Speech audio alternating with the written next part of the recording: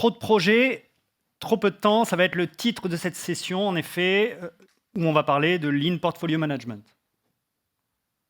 Je m'appelle Thomas Lissajou, je suis passé par Octo, je suis passé par France Télévisions Édition Numérique, en force ici aujourd'hui, par Ocado Technologies en Angleterre, et je suis à nouveau à Octo Technologies. J'ai toujours travaillé, on va dire, à la jonction de deux sujets, la question les sujets produits et les sujets méthodos. Comment être efficace sur des produits, et ça m'a amené à m'intéresser, quand on passe à l'échelle, à comment gérer un portefeuille de produits, comment gérer une multitude de produits ou de projets sur des produits.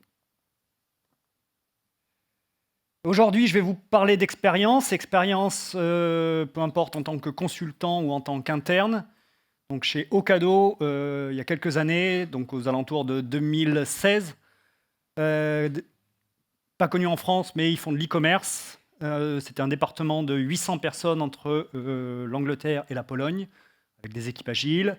Un deuxième exemple, dans le domaine médical, 25-35 équipes toujours agiles. Et un troisième exemple, dans les telcos, une grosse DSI de 2800 personnes. Alors là, beaucoup moins agile, mais il y a quand même des enseignements à tirer. Et donc, vous risquez de voir ces petits logos anonymisés pour les BSC dans le coin en haut à droite des slides. Ça fera référence à ces clients. Même si ce n'est pas un retour d'expérience, donc je ne rentrerai pas dans le détail des situations. Et on va essayer de faire ça de manière un peu participative, en tout cas interactive. Donc je vous invite à vous connecter sur menti.com, soit avec ce QR code, soit avec ce code-là. Je vais pouvoir vous poser quelques questions. Vous avez tous au moins récupéré et le code. Oh, aussi, je vois des cœurs qui arrivent, des points d'interrogation. Première question, je me suis présenté. Vous, qui êtes-vous ? Puisque notamment les questions de portfolio, ça peut intéresser pas mal de personnes d'origine diverses. Est-ce que vous êtes PO, PM, CPO, VP, Head, PMO, plutôt à gérer des choses en transverse, ou sur l'angle delivery, engineering manager ou autre? Okay, une grosse majorité de PO, PM. Le but, c'est pas d'avoir quelque chose d'exhaustif, mais avoir une petite idée. OK. Ces challenges, Romain les évoquait tout à l'heure, lesquels vous parlent, ces symptômes, on va dire plutôt, est-ce que c'est quelque chose que vous rencontrez dans l'entreprise? Sentiment d'urgence, changement de priorité perturbant, allongement des time to market, complexité croissante du SI, priorité divergente entre équipes, un individu constamment submergé. On a entendu parler ce matin du besoin ou de l'impératif, ou en tout cas de la précaution à ralentir. Ok. Donc largement le sentiment d'urgence permanent. Et arrivé en deuxième, changement de priorité perturbant. Bon, on va essayer de parler de tout ça. C'est quoi gérer un portefeuille? On va commencer par là, avant de passer à qu'est-ce qu'on peut mettre en place. Gérer un portefeuille, c'est la situation à l'échelle, dès qu'on a plusieurs produits, plusieurs équipes, plusieurs composants, et que voilà, la vision de juste un produit ne suffit pas, et qu'il faut interagir entre différents produits, différentes équipes. Donc le portefeuille, c'est à la croisée de trois questions, trois dimensions. La dimension stratégique, la dimension du budget et la dimension de l'exécution, la dimension opérationnelle. Donc stratégie, c'est quel projet lancer. Alors vous allez m'entendre dire projet indifféremment, projet, évolution du produit, initiative, sujet, tout ça c'est la même chose. On veut faire évoluer nos produits. Imaginons que vous êtes dans un cadre produit aujourd'hui, avec des équipes agiles, vous faites évoluer régulièrement votre produit. Voilà. Ça peut être la même chose si c'est des projets, peu importe. La question du budget, comment répartir notre capacité à faire. On a une capacité à faire qui est limitée, nos équipes sont limitées, et où est-ce qu'on met nos efforts? Et enfin, sur l'aspect plus opérationnel, comment faire que ça avance bien?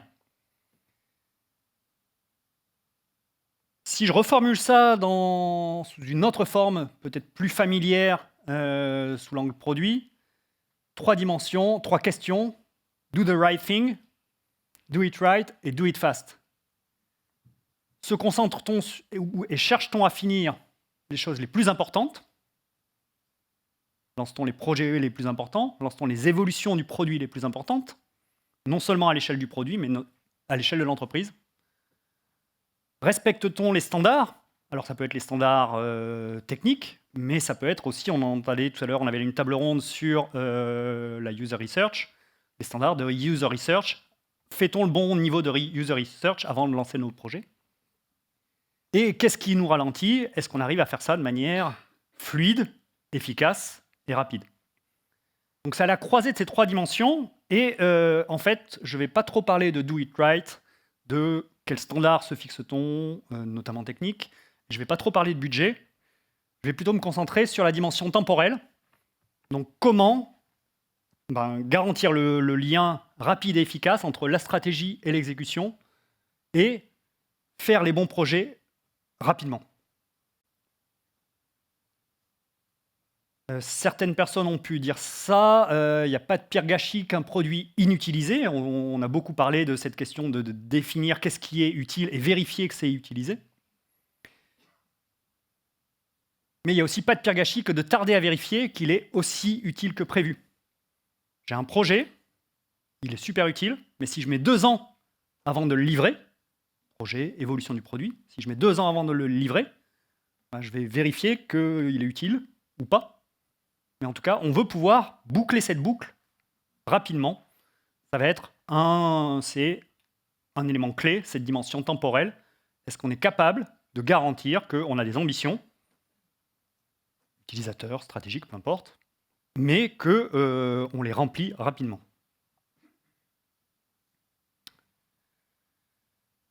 Cette dimension temporelle, c'est une question, si vous êtes PO, PM, mais en fait, à toutes les positions que j'ai citées tout à l'heure, pourquoi ça prend si longtemps?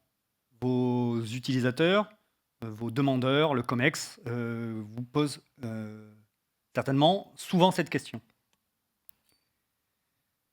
Donc, 3 axes de réponse là-dessus.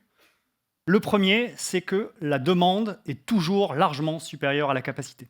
On a toujours beaucoup plus d'ambition que notre capacité à faire. On a toujours plein d'idées de projets, largement plus que ce que peuvent faire nos équipes. Et donc, ça conduit à cette situation, la même que quand on part tous en vacances en même temps sur l'autoroute, où on se retrouve tous au péage à attendre. Voilà, parce que, à un moment, le péage, l'autoroute, ne peut écouler qu'une certaine capacité, et on ne peut pas aller plus vite que la musique. C'est la même chose dans nos entreprises. Potentiellement, on peut lancer une infinité de projets. Et on l'entendait tout à l'heure dans différents talks, il faut faire le tri entre les différentes priorités potentielles. Je vais vous donner des exemples. Donc là, c'est un Kanban qui représente l'ensemble des sujets pour une entreprise. Donc là, on est entre 25, je pense qu'à cette époque, on était plutôt à 35 équipes. Depuis les stades très amont, c'est des sujets qu'on aimerait traiter, à du user research, du cadrage, du delivery, de la recette, du déploiement, et là, en l'occurrence, des pilotes. Donc on a par exemple là, entre 30 et 38 projets en discovery, 65 projets en dev en même temps, 50 projets non terminés, et 15 projets qui sont en attente de pilote, c'est-à-dire des choses qu'on a finies, et, alors là, en l'occurrence, c'est du B2B, où on ne trouve pas d'entreprise pilote qui est prête à l'essayer. Donc on sait que c'est potentiellement une bonne idée, mais on ne peut même pas le valider sur un premier pilote. Un exemple, dans une deuxième, vous noterez les 3 petits points. Donc là, pour le coup, c'est une capture du Jira qui en fait des pages et des pages et des pages, puisqu'on a 603 projets en réalisation et test, donc grosse DSI, dont 115 projets transverses, donc projets qui touchent plein de départements à droite à gauche. Donc ça, c'est la réalité de nos entreprises. Mais rien que pour arriver à avoir cette image, ce n'était pas évident. J'échangeais encore tout à l'heure avec quelqu'un qui me disait qu'on n'avait aucune idée du nombre de projets en parallèle dans son entreprise. On n'a pas une image comme ça facilement sortable. pour représenter cet embouteillage au péage. Donc non seulement on a trop de sujets, on lance trop de sujets en cours, mais en plus, on a des dépendances transverses et on se bloque tous. Et là, on se croirait à un carrefour marseillais où tout le monde rentre dans le carrefour en même temps et tout le monde se bloque. Dans les entreprises, on lance un projet, mais on a besoin de l'équipe B. Mais l'équipe B, elle est en train de bosser sur un autre projet. Donc nous, entre-temps, on lance autre chose pour pas les attendre. Et donc après, quand ils sont dispo, nous, on n'est pas dispo. Et ainsi de suite, et ainsi de suite. Donc voilà, c'est ce même phénomène, puisque si tout va bien à petite échelle sur un petit produit, on peut être relativement indépendant, on peut avancer tout seul avec son équipe, ou avec, si on a des tribus, avec ses 1, 2, 3 équipes. Ok, jusque-là, tout va bien.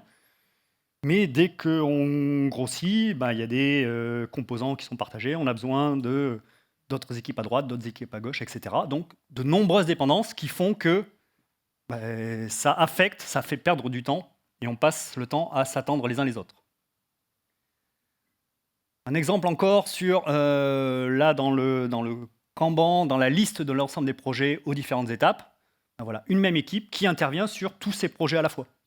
Donc là, il y a clairement un problème, c'est clairement un bottleneck. C'est pas normal qu'une équipe soit contributrice d'autant de projets à la fois. Un autre principe important à comprendre, c'est que les délais dans la durée d'un projet, c'est essentiellement du temps d'attente. Là, cette image, le but, c'est pas de parler de l'ego, c'est de vous donner un petit exemple issu du monde médical. Imaginons que je me foule la cheville. Je me foule la cheville, je vais prendre rendez-vous chez mon généraliste. Mon généraliste va me voir, je vais peut-être attendre 2-3 jours avant de la voir si tout va bien. Il va me prescrire une radio. Je vais prendre rendez-vous chez la radio. Je vais attendre 1 semaine, 2 semaines, je vais voir mon radio qui va me sculpter 15 minutes, qui va analyser ça et qui va me dire oui, voilà, c'est cassé, c'est pas cassé, ou c'est dans tel état. Je vais reprendre rendez-vous avec mon généraliste qui va me prescrire du kiné. Au final, ça aura pris 3 semaines et tout ça pour 3 fois 15 minutes de temps de spécialiste. Ça aurait pu, c'est ce qui se passe aux urgences, à part l'attente dans les couloirs, ça se traite en 45 minutes, rapidement, avec les spécialistes qui vont vers l'urgence. Dans nos projets, malheureusement, c'est ce genre de situation. Si on regarde le temps, certains diraient elapse, le temps depuis le début du projet où on aimerait le lancer au moment où on le livre, l'ensemble du délai, c'est essentiellement du temps d'attente, plus que du temps de développement, de recettes, de ceci, de cela. Beaucoup de temps d'attente. Donc pourquoi ça prend si longtemps? Pour 3 raisons. 1, c'est que la demande est largement supérieure à la capacité. 2, c'est qu'on aggrave ça parce qu'on a des dépendances transverses, parce qu'on a des systèmes complexes, avec de nombreuses équipes. Et 3, parce que les délais, c'est essentiellement du temps d'attente. Une question à votre tour, sous cette forme. Quelle conscience de ces sujets chez vous? C'est la Lune, on est au milieu de tout ça. Je me sens un peu seul à pousser ce genre de réflexion. J'aimerais bien que mes interlocuteurs, peut-être mon COMEX, soient un peu plus conscients de ces aspects-là. On en est conscient et on a des expérimentations en cours, ou éventuellement, le COMEX, le CODIR a eu un déclic et il faut progresser là-dessus, il faut chercher à réduire le temps des projets, lancer moins de projets.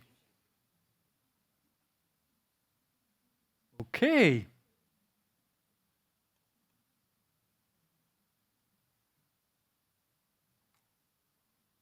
Ok.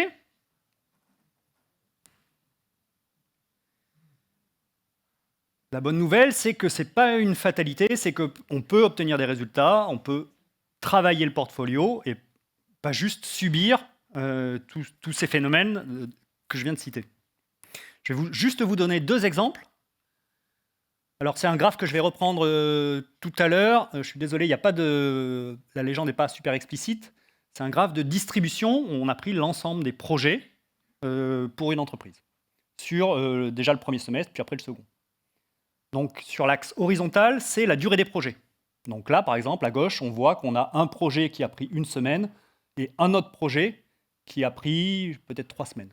Et verticalement, c'est le nombre de projets qui ont pris chaque durée. Donc on a 3 projets qui ont pris 14 semaines Et à l'autre extrême, on a un projet tout à droite, là-haut, qui a pris 44 semaines. On voit la distribution du temps sur l'ensemble des projets. Au premier semestre et au deuxième semestre, ce qu'on voit, c'est que la médiane est passée de 32 semaines à, je crois, 22 semaines. Ça veut dire qu'au premier semestre, la moitié des projets mettaient 32 semaines ou moins avant de se finir. On a cherché à réduire le nombre de projets, on a cherché à réduire les temps d'attente, faire moins de choses à la fois, gérer les dépendances. Et ce à quoi on arrive, c'est 22 semaines de médiane. Et pareil pour le trait rouge, c'est le 85%. 85% des projets, à la fin, font, je crois que c'est 30 semaines ou 32 semaines ou moins. Donc moins que la médiane au semestre précédent. Donc tout ça pour dire, on peut arriver à raccourcir la durée des projets. Donc là, c'est un gain de 30%. Un autre exemple public chez Ocado, qui date un peu, mais voilà, qui est symptomatique de ce qu'ils ont réussi à faire à une époque. En bleu, c'est la courbe du débit, le nombre de projets d'évolution du produit livrés. Donc là, c'est une moyenne sur 12 semaines. On voit la courbe. Mais ce qui est intéressant, c'est la courbe du WIP, pour Work in Progress, le nombre de projets en cours simultanément, sur 12 semaines. À partir du moment où ils ont cherché à faire moins de projets, ils ont augmenté leur débit. C'est assez implacable, c'est la loi de Little. Bref, c'est la théorie des queues. C'est juste logique. Malheureusement, ce n'est pas un réflexe dans nos entreprises de chercher à faire moins de choses pour livrer plus vite. Et donc ça, c'est des résultats empiriques obtenus. Donc, ce n'est pas une fatalité, on peut réussir à réduire, à faire que ça prenne moins de temps, et donc être moins submergé. Comment initier tout ça? Là, vous me direz, oui, ces résultats, c'est bien beau, mais moi, dans mon entreprise, avant d'essayer de faire changer les manières de faire, j'ai besoin d'éléments. Donc la première chose, c'est de commencer par factualiser les impacts. Et factualiser les impacts sur 2 dimensions, le time to market et la prévisibilité. Le plus important, c'est bien sûr celui sur le time to market. Je vous donne un premier exemple. On a suivi la vélocité d'une équipe. Donc là, le graphe, c'est la vélocité semaine après semaine, sur 47 semaines, d'une équipe qui a travaillé sur plusieurs projets, mais dont le projet vert qui m'intéresse. Donc là, c'est la part de vélocité consacrée à ce projet vert. Et le rouge, c'est tout le reste. Ils ont travaillé sur d'autres choses, pas que sur le projet vert. Donc ce projet, il a pris 47 semaines pour se dérouler. S'ils avaient travaillé à leur vélocité moyenne, pas été particulièrement plus performant ni moins performant, ce projet, s'ils avaient travaillé de manière dense et focalisée, il se serait fait en 12 semaines. C'est juste un exemple. Je vais vous épargner et passer d'autres graphiques, mais ce rapport de 1 à 4, c'est un rapport classique. Je ne vais pas me mouiller, c'est au moins 4. Allez, 3, si j'ai vraiment pas envie de perdre un pari une fois sur 20, mais de 1 à 4, et c'est des fois 1 à 8, 1 à 10, d'accord, entre la durée et la durée effective qu'aurait pu prendre un projet si on le faisait de manière focalisée. Un autre exemple, un projet sur 39 semaines. Là, on n'est pas du tout dans une équipe agile. Ce n'est pas la vélocité, c'est la somme des consommés, des internes, des prestats sur le projet. Donc, à chaque fois, c'est empilé. Il y a, je ne sais plus si c'est 26 intervenants. Chacun a une couleur. Plus il impute chaque semaine, plus la barre est grosse. Le projet se déroule. Donc, on a à un moment eu un pic où on a eu 10 jours hommes hebdomadaires sur le projet, avec les différentes phases, avec les pointillés. La même échelle, si ce projet, on l'avait réalisé de manière densifiée, c'est-à-dire que les gens y consacrent le même effort, d'accord, mais en étant à fond 5 jours par semaine. Donc là, les mêmes intervenants sur les mêmes phases, on n'est pas dans un mode agile, voilà, ce projet, il se réalise en 10 semaines. À consommer constant, à imputation constante. On arrête juste d'étaler la confiture et de grappiller du temps à droite à gauche.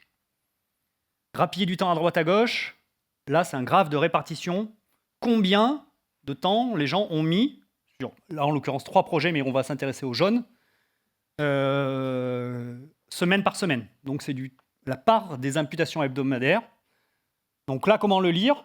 On voit que sur le projet jaune, il y a une personne sur l'ensemble du projet qui, une fois, a imputé 4 jours dans la semaine. Une fois. Jamais personne n'a travaillé 5 jours par semaine sur le projet. Donc, il ne faut pas forcément viser les 5 jours, mais à l'extrême, à l'autre extrême, la plupart des imputations, donc du temps passé sur le projet, c'est un quart de jour, un demi-jour, une journée. Donc ça, c'est la réalité. On fait plein de projets à la fois, ce qui a du sens, parce que tout est prioritaire. Mais la conséquence pour un projet, pour chaque projet pris individuellement, c'est qu'on dilue, et donc ça a un impact sur le time to market global. J'accélère un peu. Impact sur la prévisibilité, toujours un graphe de distribution. La moitié des projets se fait en 50 semaines. Tout va bien. Si vous lancez un projet, vous savez que, en gros, vous avez une chance sur deux qu'il se fasse en moins de 50 semaines. Par contre, le problème, c'est ça. Toute cette long tail à droite, où il y a des chances qu'un projet il fasse 170 semaines. Donc là, est-ce que je lance ce projet si potentiellement il peut exploser et faire 3 fois plus longtemps que les autres? Alors j'espère que vous avez des projets plus courts, cela dit. Mais la même chose, le même principe se retrouve à échelle plus courte. Donc, impact sur le time to market et sur la prévisibilité. Un autre exemple, je passe rapidement là-dessus, où là, c'est toujours le lead time horizontalement et les budgets. Donc, on a des budgets small qui font moins de 250 000 euros et à l'autre extrême, des budgets XL qui font plus d'1 million d'euros. On constate que pour un même coût, donc des projets qui sont à peu près à 1 million d'euros, la durée peut aller de 60 semaines à 180 semaines. Donc pareil, est-ce que je suis prêt à investir cette somme? Mais est-ce que je suis prêt à attendre 3 fois le temps avant d'obtenir ce projet? Inversement, pour une même durée, je suis prêt à attendre tant de temps pour avoir ça, mais est-ce que je suis prêt à payer 15 fois plus? Alors ça, non, généralement, les budgets, on les gère plus en amont. Mais voilà, tout ça pour dire que on n'a pas du tout une distribution qui s'installe le long d'une belle droite. Et donc, on ne peut pas savoir. Des fois, il y a des projets, c'est un peu une fatalité. Hein. Les projets, ils s'allongent, ils durent longtemps. Ils sont plus chers que prévu, etc. etc. Et bref, on ne peut pas trop être prévisible et savoir si ça vaut le coup de s'engager sur tel ou tel projet. Est-ce que vous suivez les lead times de vos initiatives? Je vais vous demander de répondre rapidement. Je vois que le temps tourne.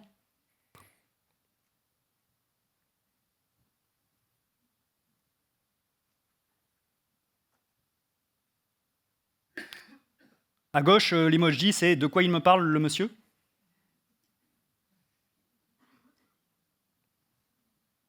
OK. Donc, factualiser les impacts sur le time to market et l'allongement. Et c'est au moins du x4. La plupart des projets prennent 4 fois plus de temps que ce qu'ils pourraient prendre. On a un gros potentiel d'amélioration. Donc, allez le démontrer avec vos données dans votre entreprise. Ok, c'est bien, j'ai pu le démontrer, j'ai pu aller chercher de la donnée, j'ai pu convaincre qu'il fallait faire quelque chose, que ce n'était pas une fatalité, j'ai pu montrer qu'on pouvait obtenir des résultats. Qu'est-ce que j'initie? Est-ce que vous êtes familier avec l'approche, la démarche Kanban? J'en ai jamais entendu parler, décidément. On a un Jira, c'est ça Kanban? J'ai un Jira. On limite notre WIP, on s'améliore régulièrement en suivant nos métriques de flux. Alors si vous répondez métriques de flux, je veux bien vous challenger sur quelle métrique vous suivez. OK. Je fais rapide. Je vois que j'arrive au temps. L'approche Kanban, visualiser le flux, rendre les règles explicites. Vous retrouverez ça. Je vais plutôt passer pour vous illustrer ça. Rendre visible le flux. Rendre visible le flux d'évolution produit, de projet. Ça ressemble à ça en physique. On fait la même chose avec nos amis de Miro. Donc ça, c'est l'exemple chez Ocado, après 2 ans de travail, pour rendre visible le flux d'évolution produit, de projets, depuis leur inception, les projets prêts à tirer, jusqu'à leur déploiement et jusqu'au fait de vérifier est-ce que ça fait bien, ça apporte bien l'impact qu'on voulait que ça apporte. Donc le rendre visible avec de l'alignement régulier et fréquent. S'il y a deux choses à dire, généralement deux niveaux, un niveau stratégique, un niveau tactique. Régulier et fréquent, ça veut dire pour le stratégique tous les 3 mois maximum, pour le tactique tous les mois. Ça peut aller jusqu'à tous les mois, toutes les semaines, ça dépend de votre granularité. Et c'est avec à minima les leaders produits, les leaders techniques, les leaders design si vous avez la triade, des personnes de l'orga, et animé par des PMO si vous en avez. Voilà. Et ça s'outille, surtout si c'est en distribué. Alors, de l'alignement fréquent, où on parle du produit, mais on revient sur la stratégie, on revient sur les problématiques d'amélioration continue. Donc, c'est suivre le flux et essayer de lever tous les obstacles. Du roadmapping trimestriel, là on imagine à gauche des roadmaps domaine par domaine, tribu ou équipe, mais vous voyez plein de fils, on a besoin des autres, etc. etc. Donc le but, c'est pas de gérer une roadmap, des roadmaps isolés, mais d'arriver à une roadmap transverse. Et ce que vous voyez à droite, vous devinez une pente, pas très nette, mais une pente dans les projets. Le but, c'est de finir d'abord les projets les plus importants. Et le mot important, c'est finir. Ce qui est important, c'est pas de démarrer des projets importants, mais de finir d'abord les projets les plus importants à finir. Parce qu'ils apportent de l'impact et parce qu'on veut vérifier qu'ils apportent bien l'impact qu'on espère qu'ils apportent. Donc du roadmapping trimestriel, du cadrage de la valeur, quels sont les besoins, l'impact, etc. Donc ça implique certainement de la user research. Le point sur lequel je vais insister, c'est est-ce que tout le monde est aligné et prêt à démarrer? Ça ne sert à rien de démarrer un projet si c'est pour après attendre parce que Gérard ou Paul n'est pas dispo. Sur cette dimension temporelle toujours. No pitch, no work, pitcher un projet, avec certainement de la data quanti et quali à l'appui. Dans cette boîte, grosse boîte, l'équivalent d'une de nos boîtes du CAC 40, le CEO avait dit no pitch, no work. Si un projet, j'ai pas un pitch qui le présente clairement, qui le motive et qui motive le fait qu'il doit passer en priorité, il ne passera pas. Et enfin, j'arrive à la fin, surveiller, on a parlé de cette question du temps d'attente, de l'attente, du vieillissement, surveiller le vieillissement des sujets. Puisqu'on suit les sujets au fur et à mesure de différentes étapes, on peut recueillir des statistiques là-dessus, et savoir qu'un projet, il doit passer globalement, quand il arrive à telle étape, il doit avoir à passer tel délai cumulé. Donc les projets, ils vont voyager comme ça, de gauche à droite et vers le haut. Et donc on peut se dire, ce projet, attention, il commence à être plus gros à durer plus que la moitié, la médiane, de la plupart des projets. Attention à surveiller, c'est pas normal. Est-ce qu'on peut faire quelque chose? Donc, c'est un outil pour pouvoir être proactif et pas juste se dire « Oh, on a plein de dépendances. Oh, ça prend du temps. » Non, là, ça veut dire il faut agir. Et s'il y a un message à retenir, stop starting, start finishing. Arrêtez de lancer tant de sujets. Commencez par finir les sujets les plus importants. Forcément, ça va parler de priorisation et de séquencement. Donc trop peu de projets, trop peu de temps, ce n'est pas une fatalité. S'il y a une chose à faire pour initier une démarche, c'est de factualiser les impacts avant d'initier une démarche de Kanban portfolio, Lean portfolio management. Vous retrouverez ça. L'important, c'est de séquencer, pas seulement prioriser, mais séquencer les projets. Les lancer de manière fluide seulement quand on a la garantie qu'on va pouvoir les dérouler avec l'ensemble des dépendances, l'ensemble des équipes qui doivent contribuer, et faire la chasse au temps d'attente. Merci à tous.